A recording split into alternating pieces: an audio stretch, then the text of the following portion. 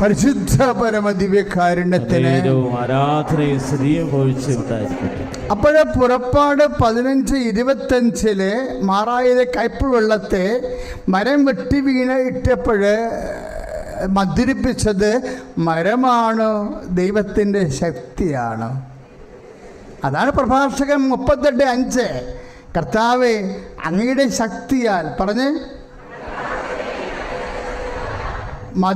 കയ്പ് വെള്ളത്തെ അങ്ങ് മധുരിപ്പിച്ചു. ഇപ്പൊ കയ്പ് അനുഭവങ്ങളെ മധുരിപ്പിക്കണത് ആരാ? കർത്താവാണ്. നിന്നെ പറ്റിച്ച് നിന്റെ ഏജന്റ് ചിലപ്പോൾ 5 ലക്ഷം കൊണ്ടുപോയി കഴിച്ച അനുഭവം ഉണ്ടായി. നീ വിശ്വസിച്ച ഭാര്യ, ജീവിത പങ്കാളി അല്ലെ ഭർത്താവ് നിന്നെ പറ്റിച്ചെന്ന് തന്നെ വിചാരിക്കുക, കഴിച്ച അനുഭവം ഉണ്ടായി. ദൈവവേദന അവരെ അവനെ ഒന്നും പ്രതിയാക്കേണ്ട കാര്യമില്ല. എന്താണ്? നിന്റെ ദൈവത്തിൻ്റെ ശക്തിക്ക് നിന്റെ കൈച്ചനുഭവങ്ങളെ മധുരിപ്പിക്കാൻ കഴിയുന്ന ദൈവത്തിൻ്റെ ശക്തിയിലാണ് നീ വിശ്വസിക്കുന്നത്.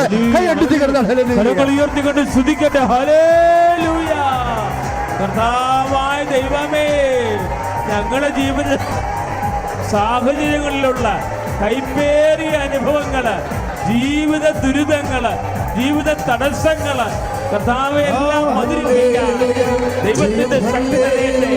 ആത്മാവിന്റെ അഭിഷേകം ഉണ്ടാകട്ടെ.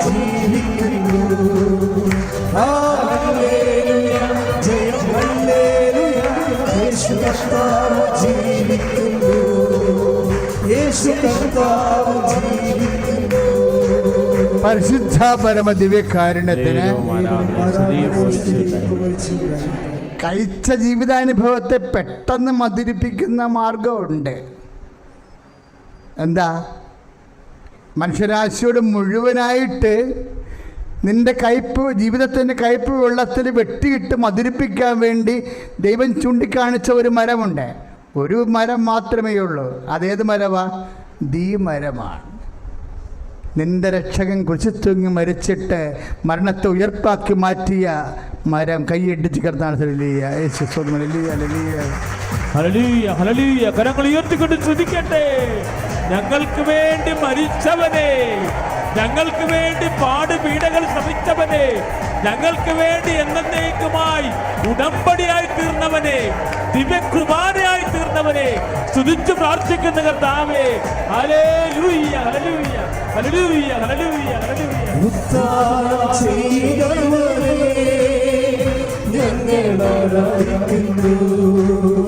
ചേർന്ന് പാടാം. മരണത്തെ ജയിച്ചവനെ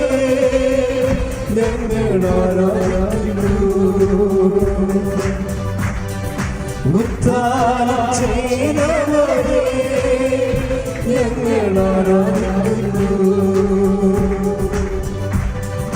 മരണത്തെ ജയിച്ചവനെ പരിശുദ്ധ പരമദിവ്യകാരുണ്യത്തിന് ജീവിതം കഴിക്കുമ്പോഴേ ഒരു കുരിശിൻ്റെ കഷ്ണം വെട്ടിയിടണം അതിൻ്റെ അകത്ത്. ഭർത്താവ് കുടിക്കുമ്പോഴും ഇല്ലേ, നിന്നെ ഒരു സ്ത്രീയായിട്ട് പോലും നീ എന്നെ കരുതാത്ത ജീവിതത്തിൻ്റെ കയ്പനുഭവങ്ങളിലെ നിന്നെ കയ്പ് വെള്ളത്തിൽ വെട്ടിയിടാൻ പറ്റിയ മരമാണ് കർത്താവ് ചൂണ്ടിക്കാണിച്ചത്. ഉടനെ നീ പറയണം, വിശ്വാസി, ഈ ശക്തി ഇതിലേക്ക്. കാര്യം കുരിശ് ദൈവത്തിൻ്റെ ശക്തിയല്ലേ. കുരിശ് ദൈവത്തിൻ്റെ, സെൻറ്റ് പോളിൻ്റെ ഏറ്റവും വലിയ വചനങ്ങളിൽ ഒന്നാണ്. എന്താണ്? കുരിശ് ദൈവത്തിൻ്റെ ശക്തിയാണെന്ന്. ഇപ്പം കർത്താവ് നീ കഴിച്ച അനുഭവങ്ങൾ ഉണ്ടാകുമ്പോഴേ അത് കർത്താവിൻ്റെ കുരിശുമരണത്തോട് ചേർത്ത് വെക്കണം. ശിശുവിനെ, ഈ കയ്പിനെ, ഈ ബലഹീനതയെ, ഈ ശക്തിക്കുറവിനെ എൻ്റെ നാമത്തിൽ സ്വീകരിക്കുന്നവൻ എന്നെ സ്വീകരിക്കണമെന്ന് പറയുമ്പോഴേ വെട്ടിയിടുന്ന കുരിശല്ല, കർത്താവിൻ്റെ ശക്തിയാണ്. കൈ അടുത്ത് കർത്താവ്. കരങ്ങൾ ഉയർത്തിക്കൊണ്ട് സ്തുതിക്കട്ടെ. കർത്താവേ, സഖ്യയിൽ 3:3 പ്രാർത്ഥിക്കുന്നു. ജീവിത സാഹചര്യങ്ങളെ തേൻപോലെ മധുരിക്കുന്ന ദൈവിക അഭിഷേകമായി ഈ ദിവ്യകുർബാനയില് സഹനങ്ങൾ ഏറ്റെടുക്കാൻ, ശിശുസഹജമായ സ്നേഹത്തോടെ ഏറ്റെടുക്കാൻ പരിശുദ്ധാത്മാവിനെ നൽകണമേ. ഹല്ലേലൂയ. ഇന്നിവിടെ ഈ നിമിഷം ദൈവശക്തി വെളിപ്പെടട്ടെ. ഇന്നിവിടെ ഈ നിമിഷം ദൈവശക്തി വെളിപ്പെടട്ടെ. ഇന്നും ജീവിക്കുന്ന യേശുവിന്റെ സാന്നിധ്യത്തെ ജനങ്ങൾ കണ്ടിടട്ടെ. ഇന്നും ജീവിക്കുന്ന യേശുവിന്റെ സാന്നിധ്യത്തെ ജനങ്ങൾ കണ്ടിടട്ടെ. കർത്താവിന്റെ കരവേലം പൂർണ്ണമായി വെളിപ്പെടും അത്ഭുതങ്ങൾ സംഭവിക്കട്ടെ. കർത്താവിന്റെ കരവേലം പൂർണ്ണമായി വെളിപ്പെടും അടയാളങ്ങൾ സംഭവിക്കട്ടെ. അപ്പൊ ചില സഹനങ്ങളെ കർത്താവിൻ്റെ കുരിശിൻ്റെ കൂടെ കൂട്ടിച്ചേർത്ത് വെച്ച് കർത്താവിൻ്റെ നാമത്തിൽ സ്വീകരിക്കുമ്പോൾ നിന്റെ വിശ്വാസം വിശ്വസ്തതയായി മാറുന്നു. പലപ്പോഴും വിശ്വാസം ശരണമായി മാറും, പലപ്പോഴും വിശ്വാസം വിശ്വസ്തയായി മാറും. അതെല്ലാം ഉടമ്പടിയെ ഊട്ടി ഉറപ്പിക്കും. അങ്ങനെ ഉടമ്പടി ഊട്ടി ഉറപ്പിക്കപ്പെട്ട് കഴിഞ്ഞാൽ ദൈവം വിശ്വസ്തനായത് കാരണം സ്വാഭാവികമായിട്ട് എന്താണ്, നിന്റെ ഉടമ്പടിക്ക് നിനക്ക് സാക്ഷ്യം പറയാൻ കഴിയും. ഈ പരീക്ഷണത്തിൽ ദൈവവേദലെ നീ ജയിക്കണമെന്നാണ് ഈശോയുടെ നാമത്തിൽ എനിക്ക് അപേക്ഷിക്കാനുള്ളത്. ശ്രുതികട ഹല്ലേലൂയ.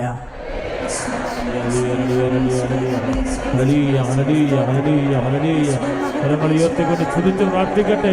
കരങ്ങൾ ഉയർത്തിക്കൊണ്ട് സ്തുതിച്ച് പ്രാർത്ഥിക്കട്ടെ.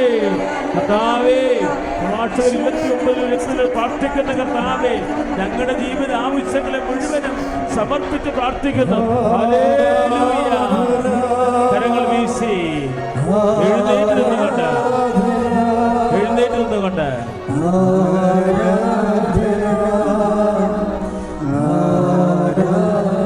പ്രാർത്ഥനാപൂർവ്വം എഴുന്നേറ്റ് നിന്നുകൊണ്ട് കരങ്ങൾ വീശി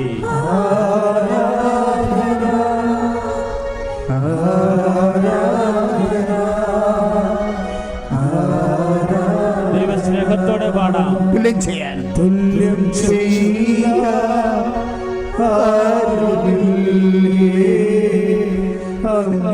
പോലെ യേശുവേ തുല്യം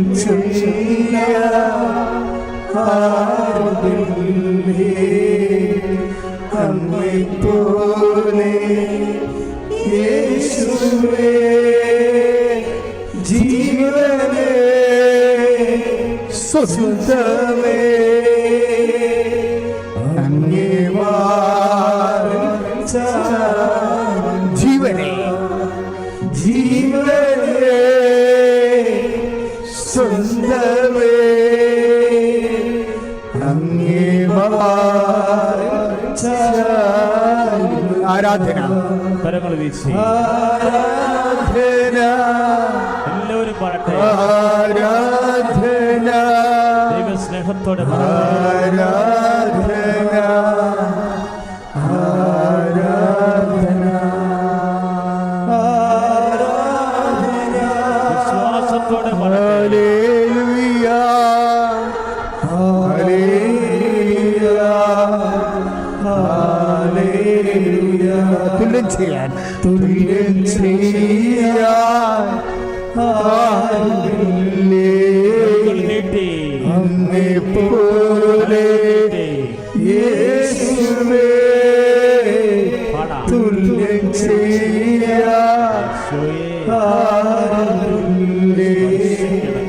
അങ്ങേ പോലെ യേശുവേ ജീവനേ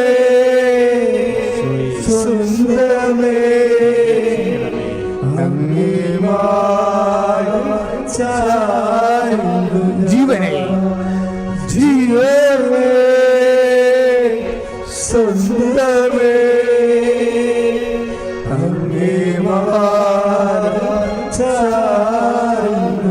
ആരാധന ആരാധന ആരാധന ആരാധന ആരാധന. ആരാധന ആരാധന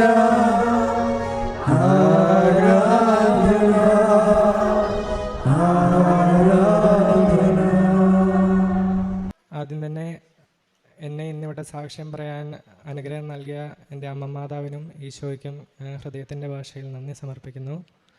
എൻ്റെ പേര് അജിൻ. ഞാൻ കോട്ടയം അയർക്കുന്നം ഇടവകയിൽ നിന്ന് വരുന്നു.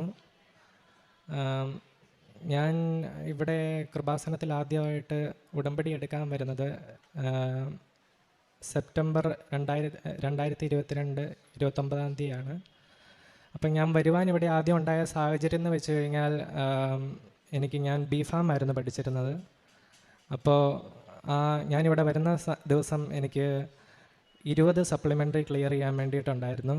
അപ്പോൾ എൻ്റെ ബാച്ച് പാസ് ഔട്ടാകുന്ന വർഷമാണത്. എൻ്റെ ബാച്ച് പാസ് ഔട്ടായിരുന്നു ആ സമയത്ത്. അപ്പം ഞാൻ വരുവാനുണ്ടായിരുന്ന സാഹചര്യം എന്ന് വെച്ച് കഴിഞ്ഞാൽ എനിക്ക് പഠിക്കുവാൻ ശരിക്കും പറഞ്ഞാൽ കഴിവുകളൊക്കെ ഉണ്ടായിരുന്നു. പക്ഷേ എൻ്റെ ഉഴപ്പിൻ്റെ കൂടുതൽ കൊണ്ടും എൻ്റെ സ്വഭാവത്തിൻ്റെ കുറേ ദൂഷ്യവശങ്ങൾ കൊണ്ടും ഞാൻ കോളേജിൽ സപ്ലിമെൻ്ററി അടിച്ചുകൊണ്ടിരുന്നു. സപ്ലി അടിച്ച് തുടങ്ങിക്കഴിഞ്ഞ് കഴിഞ്ഞാൽ പിന്നെ അത് ചറപറ അടിച്ചുകൊണ്ടിരിക്കും. അപ്പോൾ ഞാൻ അങ്ങനെ എനിക്ക് ശരിക്കും പറഞ്ഞു കഴിഞ്ഞാൽ ഉഴപ്പിൻ്റെ കൂടുതൽ കൊണ്ട് തന്നെ ഞാൻ പഠിക്കുന്നില്ലായിരുന്നു. അത് വേറൊരു കാര്യം. പിന്നെ ഉഴപ്പിൻ്റെ കൂടുതൽ കൊണ്ട് തന്നെ പരീക്ഷയുടെ തലേന്നൊക്കെ ഒന്നും ഒരു സെൻറ്റൻസ് പോലും ഞാൻ പഠിക്കത്തില്ല, ബുക്ക് തുറക്കത്തില്ല.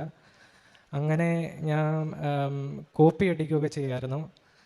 അത് കഴിഞ്ഞിട്ടാണ് എന്നെ കോളേജിൽ പിടിക്കുകയൊക്കെ ചെയ്തു. അങ്ങനെ അതൊരു വലിയ ഇഷ്യൂ ഒക്കെ ആയി കഴിഞ്ഞപ്പോൾ എൻ്റെ അച്ഛൻ അന്ന് വന്നപ്പോഴത്തേക്ക് അച്ഛയുടെ കണ്ണ് നിറയുന്നത് കണ്ടു. അത് ഞാൻ കാരണമാണല്ലോ എന്നുള്ള ഒരു ഇതിൽ ഭയങ്കര റിഗ്രറ്റ് എനിക്ക് അന്ന് തോന്നിയിരുന്നു. എന്നിട്ട് ഞാൻ അന്ന് എൻ്റെ അച്ഛയെ ചെന്ന് കെട്ടിപ്പിടിച്ചിട്ട് ഞാൻ അന്ന് രാത്രി പറഞ്ഞു, ഇനി ഞാൻ കാരണം ഒരിക്കലും അച്ഛൻ ഇവിടെ നാണം കെടാൻ ഇടവരത്തില്ലെന്ന് ഞാൻ പറഞ്ഞിരുന്നു. അന്ന് തന്നെ ഞാനൊരു തീരുമാനം എടുത്തു. ഇതിൻ്റെയൊക്കെ ഭാഗമായിട്ട് എന്നെ ബോയ്സ് ഹോസ്റ്റലിൽ നിന്ന് ടെർമിനേറ്റ് ചെയ്യുകയൊക്കെ ചെയ്തിരുന്നു. അപ്പോൾ ഞാൻ അന്ന് ശരിക്കും പറഞ്ഞു കഴിഞ്ഞാൽ ഞാൻ കട്ടപ്പനയിൽ ചെന്ന് കഴിയുമ്പോഴത്തേക്കും പുറത്ത് റൂം എടുത്തായിരുന്നത് 3 മാസം കൂടെ എൻ്റെ കോഴ്സ് കംപ്ലീറ്റ് ചെയ്യാൻ വേണ്ടിയിട്ടുള്ളൂ. അപ്പോൾ സ്റ്റാഫൊക്കെ ആയിട്ടുള്ള ഇഷ്യൂ ഒക്കെ കാരണം അവരെന്നെ മനഃപൂർവ്വം ടെർമിനേറ്റ് ചെയ്തു. അങ്ങനെ ഞാൻ ഒറ്റപ്പെട്ട റൂമിലൊക്കെ ഇരിക്കുമ്പോഴാണ് അമ്മ എനിക്ക് ഓരോ അച്ഛന്മാരുടെ ടോക്കുകളൊക്കെ എനിക്ക് ഷെയർ ചെയ്യും.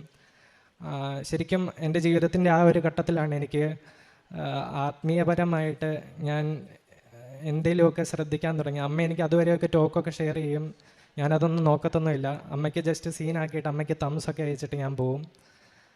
ഞാനതൊന്നും കാണത്തൊന്നുമില്ലായിരുന്നു. അങ്ങനെ ഇരിക്കുമ്പോൾ ആണ് എനിക്ക് ദൈവത്തോട് അടുക്കണം എന്നൊക്കെ തോന്നി. പക്ഷേ എനിക്ക് പഠിക്കാൻ ഉള്ള എൻ്റെ കഴിവുകളെല്ലാം നഷ്ടപ്പെട്ടിരുന്നു അന്നേരം ഞാൻ ശരിക്കും പറഞ്ഞാൽ ഒരു പാരഗ്രാഫുമായിട്ട് രാവിലെ തൊട്ട് ഉച്ച വരെയൊക്കെ ഞാൻ ഇരിക്കും. എനിക്കൊന്നും തലയിൽ കയറുന്നുണ്ടായിരുന്നില്ല. 20 സപ്ലിമെൻ്ററി എനിക്ക് ക്ലിയർ ചെയ്യാനും ഉണ്ട്. അപ്പോൾ ശരിക്കും പറഞ്ഞാൽ അന്ന് എനിക്ക് ബ്ലാങ്ക് ആയിരുന്നു. പിന്നെ എൻ്റെ അവസ്ഥകളൊക്കെ കാരണം തന്നെ ഞാൻ ശരിക്കും എക്സോസ്റ്റഡ് ആയിരുന്നു. ഇനി എങ്ങനെ ഞാൻ മുന്നോട്ട് പോകും, എൻ്റെ കോഴ്സ് കംപ്ലീറ്റ് ആക്കാൻ പറ്റുമോ, ഡ്രോപ്പ് ചെയ്യുമോ, അങ്ങനത്തെയൊക്കെ കുറേ ക്വസ്റ്റ്യൻ മാർക്ക് എൻ്റെ മൈൻഡിലുണ്ടായിരുന്നു. ഞാൻ പിന്നെ പരീക്ഷയ്ക്കൊക്കെ പോകും, പക്ഷേ ഒന്നും പഠിക്കാൻ പറ്റുന്നുണ്ടായിരുന്നില്ല. അങ്ങനെ ഞങ്ങൾക്ക് 8th സെമസ്റ്റർ പരീക്ഷ എഴുതണമെങ്കിൽ 7th സെമസ്റ്റർ വരെ ക്ലിയർ ചെയ്യണം. എനിക്ക് ആ കാലഘട്ടത്തിൽ 3rd സെമസ്റ്റർ തൊട്ടിട്ട് ഇങ്ങോട്ട് മൊത്തം സപ്ലിമെൻ്ററി കിടക്കുന്നുണ്ട്. അവിടെ ഇവിടെയൊക്കെ 1-2 ഒക്കെ ജയിച്ചതല്ലാതെ എനിക്ക് വേറെ ഒന്നും ക്ലിയർ ചെയ്യാൻ പറ്റിയിട്ടുണ്ടായിരുന്നില്ല. ഞാൻ അങ്ങനെ ഇരിക്കുമ്പോഴാണ് 16 സപ്ലിമെൻ്ററി എഴുതിയിട്ടാണ് ഞാൻ ആ 2022 സെപ്റ്റംബറിൽ ഞാൻ ഇവിടെ വരുന്നത്. അപ്പോൾ ഇവിടെ വരുമ്പോഴത്തേക്ക് അത് പെട്ടെന്നൊരു ട്രിഗറിങ് ആയിരുന്നു. അതായത് അമ്മ ഇവിടെ 2019 തൊട്ടിട്ട് ഉടമ്പടി എടുത്തിട്ടുള്ള ആളാണ്. അമ്മ എന്നോട് കൃപാസനം എന്ന് പറയുന്നത് ഞാൻ അവിടെ ഇവിടെയൊക്കെ വീട്ടിൽ കൂടെ മാറുമ്പോഴും ഒക്കെ എന്നോട് പറയുന്നത് ഞാൻ ജസ്റ്റ് ഇങ്ങനെ കേൾക്കും. അത് കേൾക്കാൻ മനസ്സുകൊണ്ട് ഞാൻ കേട്ടിരുന്നില്ല. അപ്പോൾ എനിക്ക് പെട്ടെന്നൊരു ദിവസം ഇതുപോലെ ഒരു തോന്നലുണ്ടായി, ഇങ്ങനെയെങ്കിൽ ഇങ്ങനെ ഇവിടെ ഒന്ന് വന്ന് നോക്കാം. പക്ഷേ എനിക്കിവിടെ ഉടമ്പടി ഉണ്ടെന്നോ ഇത് ഇങ്ങനെ കാര്യങ്ങളെന്നൊക്കെ എനിക്കറിയത്തില്ല. എൻ്റെ ഒരു കോൺസെപ്റ്റിലുള്ളതെന്ന് വെച്ച് കഴിഞ്ഞാൽ ഇവിടെ വന്ന അത്ഭുതം നടക്കുന്ന ഒരു പള്ളിയാണ്, ഇവിടെ വന്ന് പ്രാർത്ഥിച്ച കാര്യങ്ങളൊക്കെ നടക്കും, അങ്ങനെ ഒരിതിലാണ് ഞാൻ ഇവിടെ വരുന്നത്. അങ്ങനെ ഇവിടെ വന്നപ്പോഴാണ് എന്നോട് ഉടമ്പടി എടുക്കണം എന്നുള്ള സംഭവം അമ്മ പറയുന്നത്. അങ്ങനെ ഞാൻ മേളിൽ ചെന്ന് ക്ലാസ്സിലിരിക്കുമ്പോഴത്തേക്കും ആണ് ഉടമ്പടി നിബന്ധനകൾ ഇത്രയുണ്ടെന്നും പിന്നെ 6 നിയോഗങ്ങൾ കാര്യങ്ങൾ 6 നിയോഗങ്ങൾ പോലും എനിക്ക് വെക്കണമെന്നുള്ള കാര്യങ്ങൾ അറിയത്തില്ലായിരുന്നു. ഇവിടെ വന്നു കഴിഞ്ഞ് എനിക്ക് ശരിക്കും പറഞ്ഞാൽ ഇവിടെ ഒരു സ്ട്രൈക്കിംഗ് ആയിട്ട് വന്നത് ആ മേളിൽ ആ ചേട്ടൻ ഇതുപോലെ പറഞ്ഞു, 6 നിയോഗങ്ങൾ നിങ്ങൾ ചുമ്മാ ഉള്ള നിയോഗങ്ങൾ വെക്കല്ല്, നിങ്ങൾക്ക് ഇമ്പോസിബിൾ എന്ന് തോന്നുന്ന നിയോഗങ്ങൾ എന്തോ അത് നിങ്ങൾക്ക് സമർപ്പിക്കാമെന്ന്. എന്നെ സംബന്ധിച്ച് 20 എണ്ണം ഞാൻ ക്ലിയർ ചെയ്യാമെന്ന് പറഞ്ഞു കഴിഞ്ഞാൽ എന്നെക്കൊണ്ട് ഇമ്പോസിബിൾ ആയിരുന്നു. കാരണം ഞാൻ പറഞ്ഞല്ലോ, എനിക്ക് ഒരു പാരഗ്രാഫ് പോലും എനിക്ക് പഠിക്കാൻ പറ്റുന്നുണ്ടായിരുന്നില്ല. എൻ്റെ ബ്രെയിൻ എല്ലാം എക്സോസ്റ്റഡ് ആയിട്ട് പോയിരുന്നു. ഞാൻ ഉഴപ്പി അങ്ങനെ ഞാൻ ഇവിടെ വന്ന് നിയോഗങ്ങൾ വെച്ചു. ആദ്യം ഒന്നാമത്തെ കാര്യം എൻ്റെ സപ്ലി ക്ലിയർ ചെയ്യുന്നത്. പിന്നെ 6 നിയോഗം വെക്കണമെന്ന് ഇവിടെ വരുമ്പോഴാണ് ഞാൻ അറിയുന്നത്. അങ്ങനെ 6 എണ്ണം എന്തെങ്കിലുമൊക്കെ എഴുതി വെക്കാമെന്നുള്ള ഇതിൽ ചേച്ചിയുടെ കല്യാണം അങ്ങനെ നിയോഗം വെച്ചു. പിന്നെ ഇവൻ നേഴ്സിംഗ് ഫസ്റ്റ് ഇയർ ആയിരുന്നു അന്നേരം. ഇതെൻ്റെ അനിയനാണ്, ഇതെൻ്റെ അമ്മയാണ്. അപ്പോൾ ഇവൻ നേഴ്സിംഗ് ഫസ്റ്റ് ഇയർ പഠിച്ചുകൊണ്ടിരുന്ന സമയത്ത് ഇവൻ ഫസ്റ്റ് ഇയറിൻ്റെ സ്റ്റഡി ലീവിന് വീട്ടിൽ വരുമ്പോൾ ഇവൻ ബാഗിൻ്റെ സിബ് പോലും തുറക്കാതെയാണ് ഇവൻ പരീക്ഷയുടെ തലേന്ന് ഫസ്റ്റ് ഇയർ പരീക്ഷ എഴുതാൻ പോയത്. ഇത് ഞാൻ കണ്ടിരുന്നു. പക്ഷേ എനിക്ക് ഇവനോടൊന്നും പറയാൻ പറ്റത്തുണ്ടായിരുന്നില്ല. കാരണം ഞാൻ സപ്ലി അടിച്ച് കിടക്കുന്ന ഒരാളാണ്. അപ്പം ഞാൻ ഇവനോട് എന്ത് പറഞ്ഞ് ഉപദേശിച്ചാലും ഇവൻ അത് എടുക്കത്തില്ല. അതുകൊണ്ട് തന്നെ എനിക്കൊന്നും പറയാൻ പറ്റത്തുണ്ടായിരുന്നില്ല. ഞാനിവിടെ വന്ന് ചുമ്മാ ഒരു നിയോഗം എഴുതിയിട്ടു. ഞാൻ ഇവിടുന്ന് ഉടമ്പടി എടുത്തു പോയി. ഒരാഴ്ച കഴിഞ്ഞപ്പം ഇപ്പോൾ ചേച്ചിയെ കല്യാണം കഴിച്ചിരിക്കുന്ന ചേട്ടൻ പെണ്ണ് കാണാൻ വരികയും 2 മാസത്തിനുള്ളിൽ തന്നെ കല്യാണം വളരെ ഭംഗിയായിട്ട് നടക്കുകയും അതുമാത്രമല്ല ഞങ്ങളുടെ കുടുംബത്തിന് ഏറ്റവും ചേർന്ന രീതിയിലും ചേച്ചി ഏറ്റവും സപ്പോർട്ടീവായിട്ടും ഒരു വക ദുശീലങ്ങളും ഇല്ല, എന്നാൽ ദൈവത്തോടെ ഏറ്റവും കൂടുതൽ ചേർന്നിരിക്കുന്ന ഒരു ചേട്ടനെ തന്നെ ഞങ്ങൾക്ക് നൽകി അനുഗ്രഹിച്ചു. പിന്നെ ഞാൻ ഉടമ്പടി എടുത്ത് പോയി 2 ആഴ്ച കഴിഞ്ഞപ്പോഴത്തേക്ക് ഇവൻ്റെ റിസൾട്ട് വന്നു. ശരിക്കും പറഞ്ഞാൽ എൻ്റെ ഉടമ്പടിയിലെ ടേണിംഗ് പോയിൻ്റ് ഇവൻ്റെ റിസൾട്ടാണ്. ഇവൻ ജയിച്ചു എന്ന് കണ്ടു കഴിഞ്ഞപ്പോഴത്തേക്ക് ഞാൻ ശരിക്കും പറഞ്ഞു കഴിഞ്ഞാൽ അന്തം വിട്ടുപോയി. ഇവൻ തോക്കുമെന്ന് 100% ഉറപ്പിച്ചിരുന്നായിരുന്നു ഞാൻ. കാരണം അതുപോലെ ഞാൻ ഒരു സെൻറ്റൻസ് പഠിക്കാൻ കാണിക്കുന്ന ഇതുപോലും ഇവൻ കാണിക്കാതെയാണ് ഇവൻ തിരിച്ചു പോയിരുന്നത്. അപ്പോൾ ഇവൻ തോക്കുമെന്നുള്ള ഉറപ്പാണ്. ഇവൻ ജയിച്ചെന്ന് കണ്ടപ്പോൾ ഞാൻ ശരിക്കും പറഞ്ഞാൽ അന്തം വിട്ടുപോയി. ഞാൻ ശരിക്കും പറഞ്ഞാൽ ഉടമ്പടി എടുത്ത ആദ്യ കാലഘട്ടത്തിൽ എനിക്ക് കൂടുതലൊന്നും അറിയത്തില്ല. ഞാൻ ആ പത്രികയുടെ ഫ്രണ്ടിലുള്ള കാര്യങ്ങൾ മാത്രമേ ഫോളോ അപ്പ്. ഇത് ചെയ്താൽ ഉടമ്പടി ആകും എന്നുള്ള ഒരു കോൺസെപ്റ്റുള്ള ആളായിരുന്നു ഞാൻ. അങ്ങനെ ഞാൻ അങ്ങനെ ജീവിച്ച് എൻ്റെ അറിവില്ലായ്മ കൊണ്ടാണ് അങ്ങനെ പോയത്. പിന്നെ ഞാൻ എവിടെയെങ്കിലും തെറ്റിച്ച് കഴിഞ്ഞാൽ ഞാൻ വിചാരിക്കും എൻ്റെ ഉടമ്പടി തെറ്റി, ഇനി അടുത്ത പുതുക്കലി ശരിയാക്കാം. പിന്നെ ഞാൻ നോർമലി പഴയ ആ ഒരു സ്വഭാവം തന്നെ. എനിക്ക് ദേഷ്യം നല്ലപോലെ ഉണ്ടായിരുന്നു. ദേഷ്യം എന്ന് വെച്ചാൽ എൻ്റെ എതിര് നിൽക്കുന്ന ആരാണോ അവരെ ഞാൻ മാക്സിമം ഹെർട്ട് ചെയ്ത് കരയിപ്പിക്കും. അങ്ങനത്തെ രീതിയിൽ എന്തും ചെയ്യും. അതുപോലെ ദേഷ്യം വരുമായിരുന്നു എനിക്ക്. അപ്പോൾ ഞാൻ അതുപോലെ ഇങ്ങനെ വന്ന് പിന്നെ ദേഷ്യമൊക്കെ ഉടമ്പടിയിലായിരിക്കുമ്പോൾ തന്നെ എൻ്റെ ദേഷ്യമൊക്കെ പിന്നെ വരേണ്ട സാഹചര്യങ്ങളിൽ ഞാൻ നന്നായിട്ട് ദേഷ്യപ്പെടും. പിന്നെ അടുത്ത പുതുക്കൽ വരുമ്പോഴത്തേക്കും കുറച്ച് കാലത്തേക്ക് നന്നായിട്ട് ഇതാക്കുക. ആ കാലഘട്ടങ്ങളിൽ എനിക്ക് വെച്ചിരിക്കുന്ന നിയോഗങ്ങൾ നടക്കും. ഇതിനോടിടയ്ക്ക് അതായത് 2019 തൊട്ടിട്ടാണ് ഞാൻ സപ്ലി അടിച്ചു തുടങ്ങിയിരുന്നത്. 2019 തൊട്ട് 2022 കാലഘട്ടം വരെ ഞാൻ മൊത്തം 100ഓളം പരീക്ഷകൾ എഴുതിയിട്ടുണ്ട്, സപ്ലി റീസപ്ലി ആയിട്ടൊക്കെ. അപ്പോൾ അങ്ങനെ എഴുതിയിട്ടും ഞാൻ മൊത്തത്തിൽ ആ 3 വർഷത്തിനോടിടയ്ക്ക് 1-2 പരീക്ഷകളൊക്കെ ജയിച്ചിട്ടുള്ളതായിരിക്കും. എനിക്ക് പക്ഷേ ഒരു ടെൻഷനോ അങ്ങനെ ഒരു ഇതോ കാര്യങ്ങളൊന്നും ഉള്ള ആളല്ല. ഞാൻ സപ്ലി അടിച്ചെന്ന് പറഞ്ഞാൽ പോട്ടെ അടുത്തതാണ് നമുക്ക് എടുക്കാം, അങ്ങനത്തെ ഒരു രീതിയിൽ എന്നെ തന്നെ പറഞ്ഞ് വിശ്വസിപ്പിക്കും. പിന്നെ അത് കഴിഞ്ഞിട്ട് ഇങ്ങനെ ഉഴപ്പിക്കൊണ്ട് നടക്കുന്ന സമയത്താണ് എൻ്റെ കയ്യിൽ നിന്ന് ഈ കാശ് രൂപം കാണാതെ പോയി. എൻ്റെ ബസ്സിൽ നിന്ന് എൻ്റെ പേഴ്സ് പോയി, കാശ് രൂപം കാണാതെ പോയി. അതെനിക്ക് പോകും. പിന്നെ എനിക്ക് അന്നേരം സപ്ലി ഇത്ര എണ്ണം ക്ലിയർ ചെയ്യണമല്ലോ എന്നുള്ള ഒരു ഇതുകൊണ്ട് ശരിക്കും ഡിസ്റ്റർബ്ഡ് ആയിരുന്നു ഞാൻ. ആ സമയം തന്നെ എൻ്റെ കാലിൻ്റെ ലിഗമെൻ്റ് ACL ഗ്രേഡ് 3 എനിക്ക് ടീർ വന്നു. അപ്പോൾ എനിക്കങ്ങനെ വന്നത് അത് ശരിക്കും പറഞ്ഞു കഴിഞ്ഞാൽ ഏറ്റവും ചുരുങ്ങിയത് ഒരു 1.5 വർഷം എടുക്കും ഒരു മനുഷ്യൻ അത് ക്ലിയർ ചെയ്യാൻ വേണ്ടി. അതും ഇപ്പോൾ കളിക്കാരൊക്കെ എന്ന് വെച്ച് കഴിഞ്ഞാൽ ഏറ്റവും അഡ്വാൻസ്ഡ് ട്രീറ്റ്മെൻറ്റ് അവർക്ക് ലഭിച്ചിട്ട് തന്നെ ഏറ്റവും ചുരുങ്ങിയത് 1 വർഷം കൊണ്ടേ അവർ ഹീൽ ചെയ്യത്തുള്ളൂ. അപ്പം എനിക്ക് സർജറി വേണം എന്നുള്ളത് എനിക്ക് മാത്രമേ അറിയത്തുള്ളൂ. വീട്ടിൽ ആരോടും ഞാൻ പറഞ്ഞിട്ടില്ല. കാരണം സർജറിക്ക് 1.5 ലക്ഷം രൂപ വേണ്ടി വരും. അപ്പോൾ അത് വീട്ടിൽ പറയാൻ എനിക്ക് ഭയങ്കര ബുദ്ധിമുട്ടായിരുന്നു. കാരണം ഞാൻ തന്നെ അമ്മ പറയുന്ന കേൾക്കാതെ കളിക്കാൻ പോയപ്പോൾ സംഭവിച്ചതാണ് എനിക്കിത്. അപ്പോൾ അതുകൊണ്ട് തന്നെ എനിക്കിത് പറയാൻ ബുദ്ധിമുട്ടായിരുന്നു. അങ്ങനെ ഞാൻ ആ കാല് പോയിരുന്ന ക്രച്ചസിൽ എൻ്റെ മനസ്സിലാരോ തോന്നിപ്പിച്ചു, വീണ്ടും വന്ന് ഉടമ്പടി എടുക്കണം, എനിക്ക് ഉടമ്പടി നന്നായിട്ട് ചെയ്യണം, ഇനി ഉടമ്പടി ഫ്രണ്ടിലുള്ളത് മാത്രമല്ല പുറകിലത്തെ അസസ്മെൻറ്റിൽ പറയുന്ന കാര്യങ്ങളും ഒക്കെ നന്നായിട്ട് ഫോളോ അപ്പ് ചെയ്യണം എന്നുള്ള ഇതിൽ ഞാൻ വീണ്ടും ഇവിടെ വന്നു. ക്രച്ചസിൽ ഞാൻ കാല് ബാൻഡേജൊക്കെ ഇട്ട് ഞാൻ ക്രച്ചസിൽ തന്നെ ഇവിടെ വന്നിരുന്നു. അന്ന് ഞാൻ ഉടമ്പടി എടുത്തു. ഉടമ്പടി ഇനി നന്നായിട്ട് ഫോളോ അപ്പ് ചെയ്യാമെന്നുള്ളൊരു മൈൻഡിൽ ഞാൻ പോയി. പിന്നീട് ഞാനാണെങ്കിൽ എനിക്ക് കാല് അതുപോലെ ആയതുകൊണ്ട് എനിക്ക് ദിവസേന പള്ളി പോകാൻ സാധിക്കുന്നുണ്ടായിരുന്നില്ല. പിന്നെ ഞാനാണെങ്കിൽ അതുകൊണ്ട് തന്നെ ഞാൻ എൻ്റെ റൂമിലിരുന്നിട്ട് ഞാൻ യൂട്യൂബ് എടുത്തിട്ട് കുർബാന കൂടാൻ വേണ്ടി തുടങ്ങി. ഇനി ഞാൻ എൻ്റെ കാല് ശരിയായി കഴിയുമ്പോഴത്തേക്ക് ഞാൻ ഡയറക്റ്റ് പള്ളി വന്നോളാം എന്ന് ഞാൻ ദൈവത്തോട് പറഞ്ഞു. അങ്ങനെ ഇത് തുടങ്ങിക്കഴിഞ്ഞ് 2 മാസം കഴിഞ്ഞപ്പോഴത്തേക്ക് ഒരു ദിവസം ഞാനൊരു സാക്ഷ്യം കാണുവാണ്.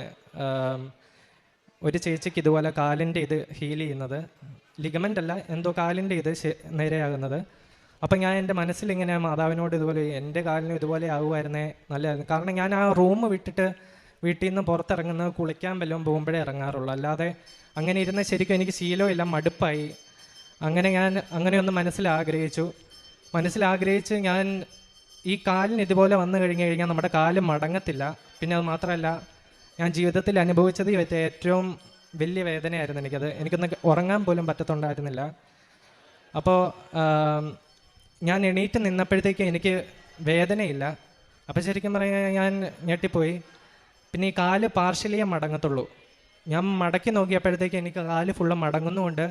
അന്നേരം ഞാൻ എൻ്റെ ഒരു എക്സൈറ്റ്മെൻറ്റ് കൊണ്ട് ഞാനൊന്ന് നടന്നു നോക്കി. നോർമലി എനിക്ക് നടക്കാൻ പറ്റുന്നുണ്ട്. പിന്നെ അത് കഴിഞ്ഞിട്ട് ഞാൻ ഒന്ന് ഓടി നോക്കിയപ്പോൾ എനിക്ക് ഓടാനും പറ്റുന്നുണ്ട്. എന്നിട്ട് ഞാൻ ഈശോയോട് പറഞ്ഞു, ഇന്ന് രാത്രി ആരാധന ഞാൻ കൂടുമ്പോൾ എനിക്ക് മുട്ട് മടക്കാനും കൂടെ പറ്റിക്കഴിഞ്ഞാൽ എനിക്ക് പൂർണ്ണമായിട്ട് സൗഖ്യമായെന്ന് ഞാൻ ഉറപ്പിക്കും. കാരണം എനിക്ക് മുട്ട് മടങ്ങത്തില്ല. മുട്ട് 1.5 വർഷം കഴിഞ്ഞാലേ മടങ്ങത്തുള്ളൂ. ഞാൻ ആരാധനയ്ക്ക് മുട്ടുകുത്തി നിന്നപ്പോഴത്തേക്ക് എനിക്ക് മുട്ട് കുത്താനും പറ്റുന്നുണ്ട്. പിന്നീട് അത് കഴിഞ്ഞ് ഞാൻ കളിക്കാനും പോയിട്ടുണ്ട്. എൻ്റെ ഈ കാലിനിട്ട് തന്നെ വീണ്ടും ചവിട്ടും കിട്ടിയിട്ടുണ്ട്. എനിക്ക് വീണ്ടും ഒരിക്കലും അങ്ങനെ വന്നിട്ടില്ല. അത് എൻ്റെ അമ്മ മാതാവിൻ്റെ അനുഗ്രഹമാണ്. അപ്പോൾ ഈ ഒരു സംഭവം നടന്നപ്പോഴത്തേക്ക് എനിക്ക് മനസ്സിലായി, ഇത് ഈ ദൈവം മാതാവ് എന്നൊക്കെ പറയുന്നത് ജസ്റ്റ് ഒരു കഥയോ അല്ലെങ്കിൽ ഒരു മിത്തല്ല, ഇത് ശരിക്കും ഉള്ളതാണെന്നുള്ളത് എനിക്ക് മനസ്സിലായി. കാരണം ഞാൻ എനിക്ക് 1 മിനിറ്റ് അപ്പുറവും ഇപ്പുറവും ഒക്കെ എനിക്ക് എങ്ങനെ വേദന ഉണ്ടായിരുന്നുവെന്നും വേദന പൂർണ്ണമായും സൗഖ്യമായെന്നും എനിക്ക് ബോധ്യപ്പെട്ട കാര്യമാണത്. അത് കഴിഞ്ഞ് ഞാൻ പിന്നീട് എനിക്ക് ശരിക്കും ഞാൻ പറഞ്ഞല്ലോ, എൻ്റെ പഠിക്കാനുള്ള കഴിവെല്ലാം പോയിരുന്നു. പിന്നീട് ഞാൻ മാതാവിൻ്റെ കാശിരൂപം വെച്ച് മാത്രമേ പരീക്ഷ എഴുതിയിട്ട്. അമ്മ എന്നോട് പറയുമായിരുന്നു, ഞാൻ ഇരിക്കുന്ന സീറ്റേ കൊണ്ടുപോയി ഉപ്പ് വിതറണം, കാശിരൂപം പിടിച്ചെഴുതണം, അങ്ങനത്തെ കാര്യങ്ങളൊക്കെ. അവിടെ ചെല്ലുമ്പോൾ നമ്മൾ ഫുള്ള് ചെക്ക് ചെയ്തിട്ടാണ് കയറ്റുന്നത്. ഈ കാശിരൂപമൊക്കെ ഞാൻ കയ്യിൽ തന്നെ പിടിച്ച് കയറും. ഞാൻ മനസ്സിൽ അന്നേരം വിചാരിക്കുന്ന, ഈ മാതാവിൻ്റെ കാശിരൂപം ഇതാക്കിയിട്ട് എന്നെ കയറ്റത്തില്ലെങ്കിൽ വേണ്ട എന്നുള്ള ഒരു ഇതിൽ തന്നെ കയറും. പക്ഷേ എൻ്റെ ആരും അങ്ങനെ ഡീപ്പായിട്ട് ചെക്ക് ചെയ്തിട്ടില്ല. ഞാൻ ഇതുകൊണ്ട് തന്നെ കയറി പരീക്ഷ എഴുതും. ഞാൻ വീണ്ടും പരീക്ഷ എഴുതിയിട്ടും ഞാൻ തോറ്റിട്ടൊക്കെ ഉണ്ട്. അതായത് കഴിഞ്ഞ കാലഘട്ടത്തിലൊക്കെ ഞാൻ വീണ്ടും എനിക്ക് 4th സെം ആയിരുന്നു എന്നെ ഏറ്റവും കൂടുതൽ വലച്ചുകൊണ്ടിരുന്ന സെമ്മ്. 4th എനിക്ക് 2019 തൊട്ടിട്ട് കഴിഞ്ഞ ഒരു വർഷം വരെ 4 സപ്ലി തന്നെ ഞാൻ കുറേ തവണ എഴുതി തോറ്റുകൊണ്ടേയിരുന്നു. അപ്പോൾ ഞാനാണെങ്കിൽ ഈ പരീക്ഷ എഴുതി ഒരെണ്ണമൊക്കെ കിട്ടി. എനിക്ക് ശരിക്കും പറഞ്ഞാൽ ഒരു വിഷമമില്ലായിരുന്നു. കാരണം എനിക്ക് മാതാവ് ഉള്ളിൽ തന്നെ തോന്നിപ്പിക്കും, കാരണം ഇതെന്നേലും ഒരിക്കൽ ഇത് മാറും. ഞാനിവിടെ വന്ന് ഉടമ്പടി സാക്ഷ്യങ്ങളുടെ ഇൻഫ്ലുവൻസ് കൊണ്ടും ഒക്കെ എനിക്ക് ബോധ്യപ്പെട്ടിരുന്നു. ഞാനിവിടെ വന്ന് ഉടമ്പടിയിൽ ഈ നിയോഗം വെച്ചിട്ടുണ്ട്, എന്നേലും ഒരിക്കൽ ഈ കാര്യം നടക്കുമെന്നുള്ള എനിക്കൊരു ബോധ്യം ഉണ്ടായിരുന്നു. അതുകൊണ്ട് തന്നെ തോക്കുമ്പോൾ എനിക്കൊരു ഇതില്ലായിരുന്നു, സാരമില്ല, അടുത്തതാണ് തന്നെ നമുക്ക് ഇതൊക്കെ. എനിക്ക് പക്ഷെ ഉണ്ടായിരുന്ന ഒരു വേദന എന്ന് വെച്ച് കഴിഞ്ഞാൽ അമ്മ കരയുന്നതായിരുന്നു. ഡെയിലി എന്ന് പറയുന്ന പോലെ അമ്മ വീട്ടിലിരുന്ന് ഇങ്ങനെ കരയുമായിരുന്നു. രാത്രി ഞാൻ ഇടയ്ക്ക് ഉറക്കത്തിൽ നിന്നൊക്കെ എണീക്കുമ്പോൾ ഹാളിൽ നിന്ന് അമ്മ പ്രാർത്ഥിച്ചുകൊണ്ട് കരയുന്നതൊക്കെ എനിക്ക് അവിടെ കേൾക്കാമായിരുന്നു. എനിക്ക് അതായിരുന്നു ഒരു ബുദ്ധിമുട്ട്. അല്ലാതെ എനിക്ക് ശരിക്കും പറഞ്ഞു കഴിഞ്ഞാൽ എനിക്ക് തോക്കുന്നത് കൊണ്ട് എനിക്കൊരു കുഴപ്പമില്ലായിരുന്നു. കാരണം എന്നെ ഒരു സാക്ഷിയാക്കുമെന്നുള്ള എനിക്കൊരു ബോധ്യം ഉണ്ടായിരുന്നു. അങ്ങനെ ഞാൻ അത് കഴിഞ്ഞ് വീണ്ടും തോറ്റുകൊണ്ടിരുന്നിട്ടും ഞാൻ എൻ്റെ പ്രതീക്ഷ കൈവിട്ടില്ല. അങ്ങനെ ഞാൻ ചെന്നിരിക്കുമ്പോഴാണ് കഴിഞ്ഞ വർഷം ഇതുപോലെ ഞാൻ ചെന്നിട്ടിരിക്കുമ്പോഴത്തേക്കും എന്നെക്കാളും 4 ബാച്ച് താഴെയുള്ള എൻ്റെ ഒരു ജൂനിയർ, അവരുടെയൊക്കെ കൂടെയാണ് ഞാൻ പരീക്ഷ. എൻ്റെ ബാച്ച് അവിടെ പഠിച്ചുകൊണ്ടിരുന്നപ്പോൾ അവിടെ കോഴ്സിന് കയറിയിട്ടില്ലാത്ത പിള്ളേരുടെ കൂട്ടത്തിൽ വരെ ഞാനിപ്പോൾ സപ്ലി എഴുതിയിട്ടുള്ളവനാണ്. അപ്പോൾ അങ്ങനെ ഞാൻ എൻ്റെ 4 ബാച്ച് താഴെയുള്ള ഒരു ജൂനിയറിൻ്റെ കൂട്ടത്തിലാണ് ഇതുപോലെ ഇരിക്കുന്നത്. അവൻ ഇതുപോലെ ഞാൻ ചെന്നിരിക്കുമ്പോൾ അവൻ കഴിഞ്ഞ വർഷം എന്നോട് പറയുകയാണ്, ഞാൻ ശരിക്കും പറഞ്ഞാൽ ഈ കോഴ്സ് ഡ്രോപ്പ് ചെയ്യേണ്ടവനാണ്, ഞാനിപ്പം ഇവിടെ ഈ കോഴ്സ് പഠിക്കുന്നുണ്ടെങ്കിൽ ഇതിന് കാരണം അജിൻ ചേട്ടനാന്ന് പറഞ്ഞു.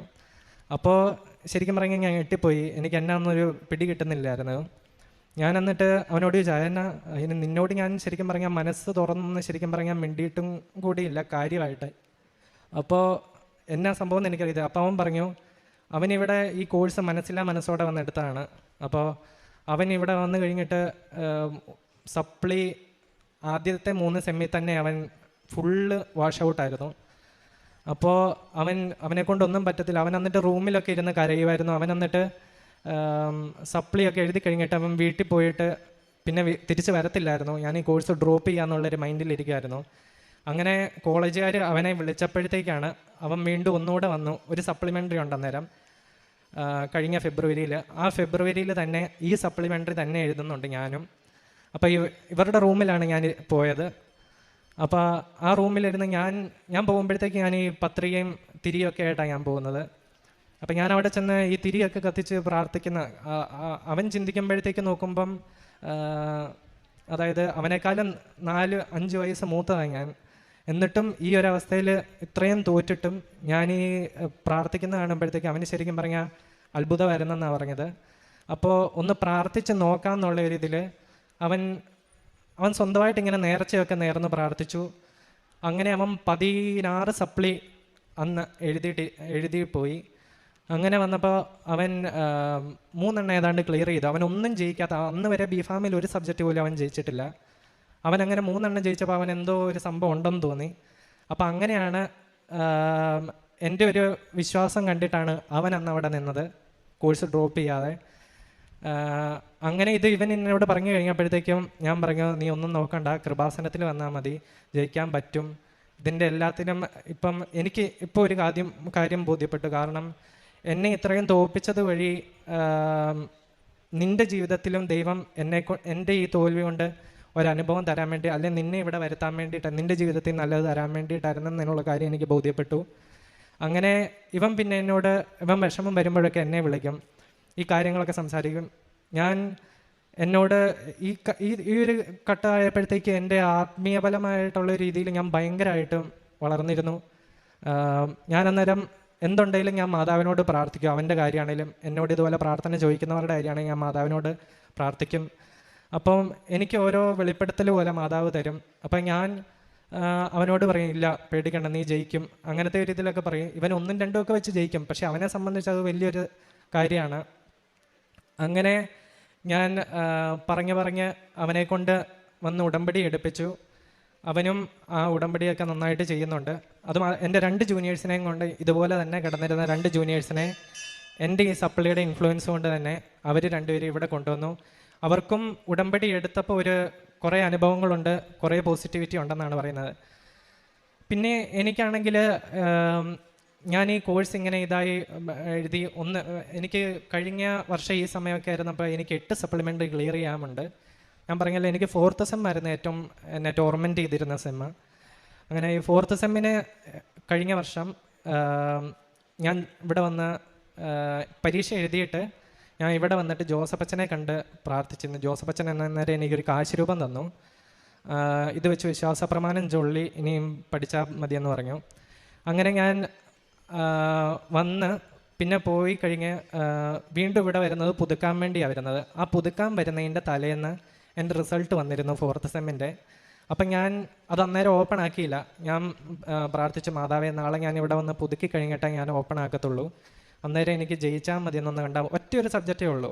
ആ ഒറ്റ സബ്ജക്റ്റ് ജയിച്ചാലേ എനിക്ക് 7th സെം എഴുതാൻ പറ്റത്തുള്ളൂ. 4th ജയിച്ചാലേ 7th എഴുതാൻ പറ്റത്തുള്ളൂ. അപ്പോൾ 7th എനിക്ക് ഒറ്റ സബ്ജക്റ്റേ ഉള്ളൂ. അപ്പം ഞാനാണെങ്കിൽ ഇതുപോലെ ഇങ്ങനെ വന്ന് പ്രാർത്ഥിച്ചു കഴിഞ്ഞ് ഇവിടെ വന്ന് ഉടമ്പടി പുതുക്കി ഞാൻ ആ മരത്തിൻ്റെ ചുവട്ടിൽ നിന്നിട്ടാണ് ഞാൻ റിസൾട്ട് ഓപ്പൺ ചെയ്തു. വീണ്ടും ഫെയിലായി. ഞാൻ അമ്മയോട് ഇത് പറഞ്ഞില്ല. ഞാൻ അവിടെ നിന്ന് ഈ മാതാവിനെ നോക്കിയിട്ട് ഞാൻ പറഞ്ഞു, സാരമില്ല, ഇത് എൻ്റെ ജീവിതത്തിൽ അവസാനമായിട്ട് ഞാൻ ഫെയിൽഡ് എന്ന് കാണുന്ന ഒരു റിസൾട്ട് ആയിരിക്കണം. ഇനി അങ്ങോട്ട് മാതാവ് കൊണ്ടുപോയാൽ മതി, ഒരു പരാതിയില്ല, മാതാവ് എന്നെ നോക്കിക്കോളൂ എന്ന് എനിക്കറിയാമെന്ന് ഞാൻ അവിടെ നിന്ന് മാതാവിനെ നോക്കി പറഞ്ഞു. പിന്നീട് ഞാൻ പോയി കഴിഞ്ഞിട്ട് ആണ് പുതിയ ഒരിത് വന്നു. അതായത് ഈ 7th സംഭവം വന്നു. 7th സപ്ലി എനിക്ക് വരുന്നത് ജാനുവരി 6-ാം തീയതിയാണ്. അതായത് 7th ഞാൻ എഴുതണമെങ്കിൽ ഞാൻ 4th ജയിക്കണം. 4th പരീക്ഷ എനിക്ക് വരുന്നത് ഡിസംബർ 13-ാം തീയതി. ഡിസംബർ 13-ന് ഞാനിവിടെ വന്നു. അപ്പോൾ തന്നെ ഈ റിസൾട്ട് ശരിക്കും പറഞ്ഞാൽ ജാനുവരി 6-ന് മുമ്പ് വരത്തില്ല. അപ്പോൾ ഞാനാണെങ്കിൽ ഇതുപോലെ ഹൈ യൂണിവേഴ്സിറ്റിയിലൊക്കെ ഇതുപോലെ ബന്ധപ്പെട്ട് കഴിഞ്ഞ എൻ്റെ സാറുമാരെയൊക്കെ ബന്ധപ്പെട്ട് കഴിഞ്ഞപ്പോഴത്തേക്കും അവർ പറഞ്ഞു ഇത് ഹൈക്കോർട്ടിൽ അപ്പീൽ ചെയ്യണമെന്ന് പറഞ്ഞു. പാടാന്ന് പറഞ്ഞു. ഞാൻ വേറെ കേസിന് പോയിട്ടുള്ള സ്റ്റുഡൻസിനെയൊക്കെ വിളിച്ചപ്പോഴത്തേക്കും അവർ പറഞ്ഞു നിനക്ക് കിട്ടത്തില്ല എന്ന് പറഞ്ഞു. അതായത് അവന്മാരോട് സംസാരിച്ചപ്പോൾ എനിക്ക് ഭയങ്കര നെഗറ്റിവിറ്റി ആയിരുന്നു. അവന്മാർ പറഞ്ഞത് കിട്ടത്തില്ലെന്ന് പറഞ്ഞു. ഈ ഒരു കേസ് കേട്ടുകൊണ്ടൊന്നും കിട്ടത്തില്ല, വെറുതെ പോകുന്ന പൈസ കളയാന്നൊക്കെ പറയും. ഞാൻ എന്നാലും എനിക്ക് കേട്ടപ്പോൾ ഒരു നെഗറ്റിവിറ്റി തോന്നി. ഞാൻ ആ ഫോം ഇതായി കഴിഞ്ഞിട്ട് ഞാൻ വിചാരിച്ചു പിന്നെ എൻ്റെ കൂട്ടത്തിൽ കൃപാസനം മാതാവ് ഉണ്ട്, മാതാവ് എന്നെ നോക്കിക്കോളൂ എന്നുള്ള രീതിയിൽ ഞാൻ അച്ഛ ഒരു അഡ്വക്കേറ്റാണ്. അപ്പം ഞാൻ അച്ഛയുടെ കോണ്ടാക്ട്സ് വഴി ഒരു ഹൈക്കോർട്ടിൽ ഒരു അപ്പീൽ പോയി. ആദ്യം ഞാൻ യൂണിവേഴ്സിറ്റി ചെന്ന് കഴിയുമ്പോൾ അവർ പറഞ്ഞു ഇത് ഫാർമസി കൗൺസിൽ ഓഫ് ഇന്ത്യയുടെ പെർമിഷൻ ഉണ്ടെങ്കിൽ നിനക്ക് എഴുതാൻ പറ്റത്തുള്ളൂ എന്ന് പറഞ്ഞു. അത് ചുമ്മാ എന്നെ ഓടിക്കാൻ വേണ്ടി പറഞ്ഞതാണ്.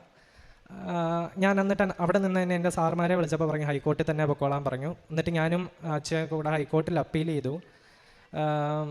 എനിക്ക് പാടാണ് ശരിക്കും. ഞാൻ അപ്പീൽ ചെയ്തേക്കുന്നതെന്ന് വെച്ച് കഴിഞ്ഞാൽ ഈ ഇത് ഞാനിപ്പോൾ എഴുതുന്നുണ്ട്, അതിനുള്ളിൽ അടുത്ത മാസത്തിനുള്ളിൽ റിസൾട്ട് വരത്തില്ല. അപ്പോൾ എന്നെ ആ എക്സാം എഴുതാൻ പെർമിറ്റ് ചെയ്യണം. എന്നിട്ട് ഈ റിസൾട്ട് ഞാൻ ജയിച്ചാൽ മാത്രമേ എൻ്റെ 7th റിസൾട്ട് വരുന്നത് പബ്ലിഷ് ചെയ്താൽ മതിയെന്ന് ഉള്ള ഒരു അപ്പീലിനാണ് ഞാൻ പോയത്. ഈ 7th 4th ജയിച്ചാലേ എനിക്ക് 8th എഴുതാൻ പറ്റത്തുള്ളൂ. അപ്പം ഞാനാണെങ്കിൽ ഇതുപോലെ ആ സമയത്ത് ഡിസംബർ 13-ന് ഞാൻ പരീക്ഷയ്ക്ക് ചെന്നപ്പോഴും ഈ പറയുന്ന എൻ്റെ ജൂനിയറൊക്കെ അവിടെയുണ്ട്, അവനും ആ പരീക്ഷ എഴുതുന്നുണ്ട്. അവനൊക്കെ ഈ കേസിൻ്റെ കാര്യമൊക്കെ അറിയാം.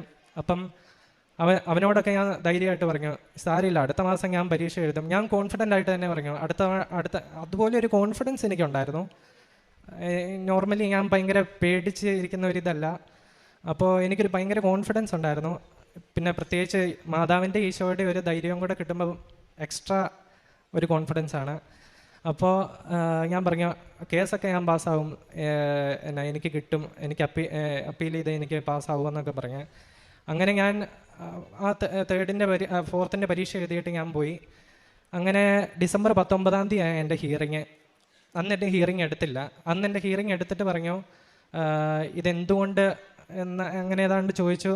അത് പിന്നെ ഡിസംബർ 24-ാം തീയതിക്ക് എൻ്റെ ഹിയറിങ്. ഡിസംബർ 24-ാം തീയതി എൻ്റെ കേസ് എടുത്തില്ല. പിന്നെ അതിൻ്റെ പിറ്റേന്ന് ഡിസംബർ 25-ാം തീയതി എൻ്റെ കോളേജിൽ പഠിച്ച തന്നെ 2 പേരുടെ കല്യാണമുണ്ട്. അതായത് 2 പേരും തമ്മിൽ കല്യാണം കഴിക്കുന്നു. തൃശ്ശൂരാണ് കല്യാണം. അപ്പം തലേന്ന് എൻ്റെ കൂട്ടുകാരെല്ലാം തൃശ്ശൂർ പോയി ചേർന്നിട്ടുണ്ട്. അവന്മാരെന്നെ വിളിച്ചു, എടാ വാ ഇന്ന് രാത്രി അടിച്ചു പൊളിക്കാന്നുള്ള രീതിയിൽ പറഞ്ഞു. അങ്ങനെ ഞാൻ അവിടെ ചെന്ന് കഴിഞ്ഞപ്പോൾ ഞാൻ വിളിച്ചപ്പോഴത്തേക്കും ഞാൻ ആദ്യം അവന്മാരോട് ചോദിച്ചു കുർബാന കൂടാൻ പറ്റുമോ എന്ന് ചോദിച്ചു. അപ്പോൾ ഇല്ല ചിലപ്പോഴേ ഉള്ളെന്ന് പറഞ്ഞു. ഞാൻ എന്നിട്ട് ഈ കുർബാന ഇല്ല എന്നുള്ള ഒരു ഇതുകൊണ്ട് തന്നെ ഞാൻ അതിന് പോയില്ല. ഞാൻ എന്നിട്ട് പിറ്റേന്ന് രാവിലെ കുർബാന കൂടിയിട്ട് വെളുപ്പിനെ തന്നെ ഞാൻ ബസ് കയറി തൃശ്ശൂർ ചെന്നു. തൃശ്ശൂർ ചെന്ന് കഴിഞ്ഞപ്പോഴത്തേക്കും ഞാൻ ഇറങ്ങുന്ന സ്റ്റോപ്പ് ആയപ്പോൾ ഒരു വൃദ്ധനായിട്ടുള്ള ഒരാൾ എൻ്റെ അടുത്ത് വന്നിട്ട് ചോദിച്ചു എന്നെ ബസ്സിൽ നിന്നൊന്ന് ഇറക്കി തരാമോയെന്ന് ചോദിച്ചു. അപ്പോൾ ഇത് കാരുണ്യ പ്രവർത്തിയുടെ ഭാഗമല്ലേ എന്ന് കരുതി ഞാനും ഓക്കെ ഞാൻ ഇറക്കാമെന്ന് പറഞ്ഞു. ഈ അപ്പച്ചൻ്റെ അടുത്ത് കണ്ണ് കാണത്തില്ല ഈ അപ്പച്ചൻ എൻ്റെ അടുത്ത് വഴി ക്രോസ് ചെയ്തു. എവിടെ പോകാനാന്ന് ചോദിച്ചു. ഞാൻ പറഞ്ഞു ഇന്ന കല്യാണത്തിന്. അപ്പോൾ ആ അപ്പച്ചനും ഇതേ കല്യാണത്തിന് തന്നെ. ഞാൻ എന്നിട്ട് ഈ അപ്പച്ചനെയും കൈ പിടിച്ച് ഓഡിറ്റോറിയത്തിൻ്റെ ഫ്രണ്ട് വരെ ചെന്നു. ഓഡിറ്റോറിയത്തിൻ്റെ ഫ്രണ്ട് വരെ ചെന്നപ്പോഴത്തേക്ക് എൻ്റെ ഒരു കൂട്ടുകാരൻ വിളിക്കുക എവിടെ എത്തിയെന്നും ചോദിച്ചു.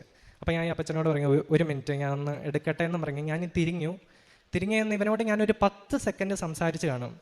ഇത് കഴിഞ്ഞ് ഞാൻ തിരിയുമ്പോഴത്തേക്ക് ഇങ്ങനെ ഒരാളില്ല അവിടെ.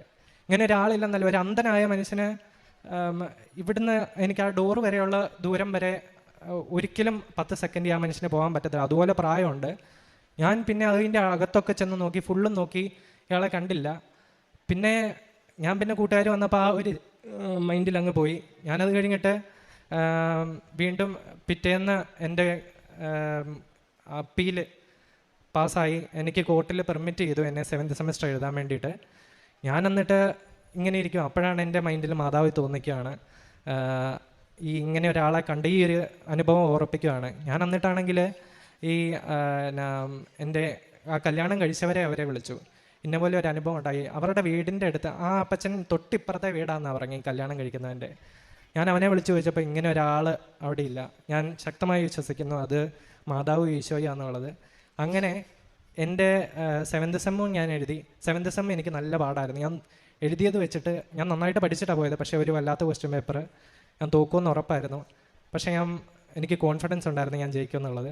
ഞാൻ എന്നിട്ട് എനിക്ക് റിസൾട്ട് വന്നു. 4th സെമ്മും ജയിച്ചു, 7th സെമ്മും ജയിച്ചു. ഞാനത് കഴിഞ്ഞിട്ട് 8th സെമസ്റ്റർ പരീക്ഷ എഴുതി. 2 എണ്ണം തോക്കുമെന്നുള്ള എനിക്ക് ഉറപ്പായിരുന്നു. ഞാൻ മാതാവിനോട് പറഞ്ഞു, ഞാൻ ജയിച്ചു കഴിഞ്ഞാൽ ഞാൻ ഇവിടെ വന്ന് ആദ്യം മാതാവിനോട് ഈശോയുടെ മുഖത്ത് നോക്കിയേ ഞാൻ എൻ്റെ റിസൾട്ട് എൻ്റെ വായിൽ നിന്ന് ഒരാൾ കേൾക്കത്തുള്ളൂ. ഞാൻ അമ്മയോട് പോലും പറഞ്ഞിട്ടുണ്ടായിരുന്നില്ല. ഇന്നലെ ഉച്ചയ്ക്ക് എൻ്റെ റിസൾട്ട് വന്നു, ഞാൻ പാസ്സായി. ഒരിക്കലും എൻ്റെ ഫുൾ എബിലിറ്റി പോയതാണ്. മാതാവും ഈശോയും അനുഗ്രഹിച്ചുകൊണ്ട് മാത്രമാണ് ഞാൻ ജയിച്ചത്. അത് കഴിഞ്ഞിട്ട് എൻ്റെ ഒരു ഫ്രണ്ടിന് ഓസ്ട്രേലിയക്ക് ഇതുപോലെ പോകണമെന്ന് ജർമ്മൻ പഠിക്കുന്നുണ്ടായിരുന്നു. B1 B2 ഭയങ്കര പാടായിരുന്നു. അപ്പോൾ ആളെന്നോട് ഇതുപോലെ പറഞ്ഞു. ഞാൻ ആൾക്ക് വേണ്ടി നിയോഗം വെച്ചിട്ട് പ്രാർത്ഥിച്ചു. അങ്ങനെ കഴിഞ്ഞ മാസം സാക്ഷ്യം പറഞ്ഞ് ആൾ ഓസ്ട്രേലിയക്ക് പോവുകയും ചെയ്തു. ഇത്രയേറെ അനുഗ്രഹങ്ങൾ എനിക്ക് തന്ന അമ്മ മാതാവിനും ഈശോയ്ക്കും നന്ദി പറയുന്നു. ഞാൻ കാരുണ്യപ്രവർത്തികളായിട്ട് ഞങ്ങൾ കുടുംബപരമായിട്ട് വൃദ്ധസദനങ്ങളിൽ പോയി ഹെൽപ്പ് ചെയ്യുകയും ഒക്കെ ചെയ്തിട്ടുണ്ട്.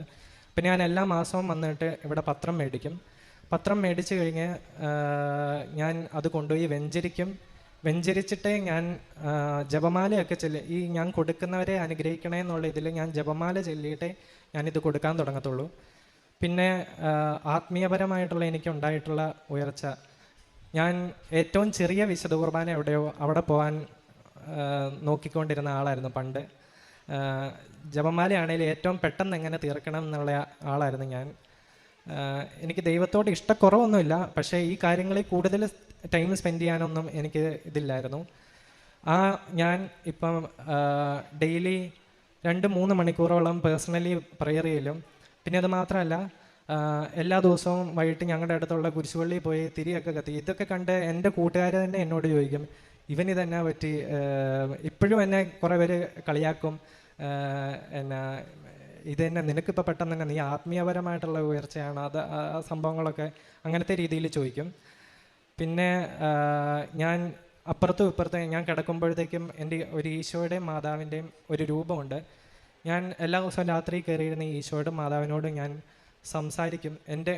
എൻ്റെ പ്രാർത്ഥനയെന്ന് വെച്ച് കഴിഞ്ഞാൽ ഇപ്പം നമ്മൾ സാധാ പഠിച്ച് പ്രാർത്ഥിക്കുന്ന പോലത്തെ പ്രാർത്ഥനകളല്ല, ഞാൻ ടോക്ക് ചെയ്യുവാണ്. അപ്പം ഞാൻ ഇങ്ങനെ ഈശോയോടും മാതാവിനോടും രാത്രി കിടക്കുമ്പോഴത്തേക്ക് ഇങ്ങനെ കുറേ സംസാരിക്കും. അപ്പുറത്തും ഇപ്പുറത്തും കിടക്കുന്ന പോലത്തെ രീതിയിൽ ഞാനത് ജീവനുള്ള ഈശോയും മാതാവും ആണെന്ന് തന്നെ ഉറച്ചു വിശ്വസിക്കുന്നു. ഇത് മാത്രമല്ല, ഞാൻ എൻ്റെ റിസൾട്ട് ഓപ്പൺ ആക്കുമ്പോഴത്തേക്കും നമുക്കറിയാം നമ്മുടെ ഫോണിൻ്റെ സെൻസർ നമ്മുടെ ഫിംഗറിനെ വർക്ക് ചെയ്യത്തുള്ളൂ. എൻ്റെ ഈ ഇപ്പുറത്ത് ഇരിക്കുന്ന ഈശോയുടെ കുരിശിൻ്റെ അറ്റം വെച്ച് ഞാൻ എൻ്റെ ഫോണെ എൻ്റെ ഹോൾ ടിക്കറ്റിൻ്റെ നമ്പർ ഇങ്ങനെ അടിച്ചിട്ടാണ് വരുന്നത്. അത് ഓരോ നമ്പർ എൻ്റെ കുരിശിൻ്റെ അറ്റം ഈ ഫോണെ സെൻസ് ചെയ്യും. അങ്ങനെ ഈശോയാണ് എൻ്റെ റിസൾട്ട് തുറക്കുന്നതെന്നുള്ള ഒരു കോൺസെപ്റ്റിലാണ് ഞാൻ അങ്ങനെ ചെയ്യുന്നത്. അങ്ങനെ തന്നെയാണ് ഞാൻ ഇതുവരെ ജയിച്ചതും ഒക്കെ.